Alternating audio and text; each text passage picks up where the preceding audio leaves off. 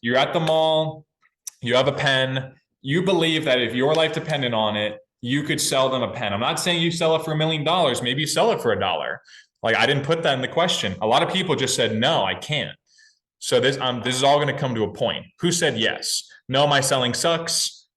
I'll get to that. Yes, yes, yes. All right. Keep those yeses there. The next question was, how many of you believe you could confidently ask for and get a free upgrade at a 5-star hotel? Only put in the chat, say me in the chat, only if you answered yes and yes to question 1 and question 2. Put me in the chat if you put yes and yes for both questions. And I'm looking at the chat as we speak. And I'm talking about, this could be 4 Seasons at Disney World. It's packed. You believe that if you had enough conviction and you had your grandkids or kids with you, you can get a suite. Vicky Hoffman, amazing. Me. All right. Last question. How many of you could make 90 YouTube videos in the next 90 days? 1 video a day for the next 90 days. 40% said yes.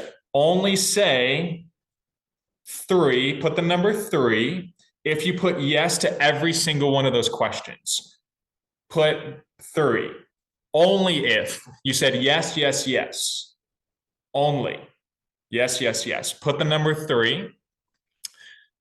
It could be shorter videos. So only put 3 if you put yes to every single question. And I'm going to count this up. All right. And there's a reason behind this. All right, so I'm going to do a rough guesstimate. You have 1, 2, 3, 4, 5, 6, 7, 8, 9, 10, 11, 12, 13. All right, so I'm going to count roughly 15 people that answered yes, yes, and yes to these hypothetical questions, right? About 15 people. But in this presentation, I have 133 people, right? So that almost makes my math work perfectly, because only 15 divided by 133, that is 11.2%. 11.2% of you, without thinking about competition, without thinking about anything else, only 11.2% of the people on the call just decided that they could win. And this is important. This is kind of the #1 dream killer. This ties into what I'm talking about. But when people want to start a business, a lot of the things I hear is, oh, but there's competition. But what if I fail? What if this happens? What if that happens? And none of these hypotheticals are positive, right? So, and if you guys want to put in the chat, who didn't answer yes to any of the questions? Who put no to every single one? You couldn't make the videos. You couldn't get the upgrade. You couldn't sell the pen.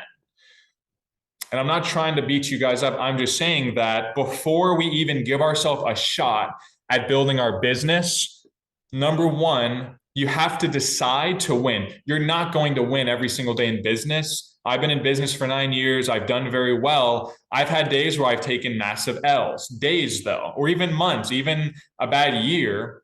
But I continue to move forward, and I decided every day I could win. Like, even this presentation, failing was never a thought on my mind. Did I do a ton of preparation? No. Have I done this presentation a lot? Not really. But I said, like, there's no other option besides winning, besides giving you guys value, making this hopefully the best presentation I possibly could. That was a decision I made that required no money, no resources, no effort. Before I even started this presentation, even with audio issues, I decided that I could win. Christy Van, before she started her business, and let's give her a few months, like she said, she decided that she was going to win. And her version of winning was impacting people, making an impact on their finances, changing her life forever.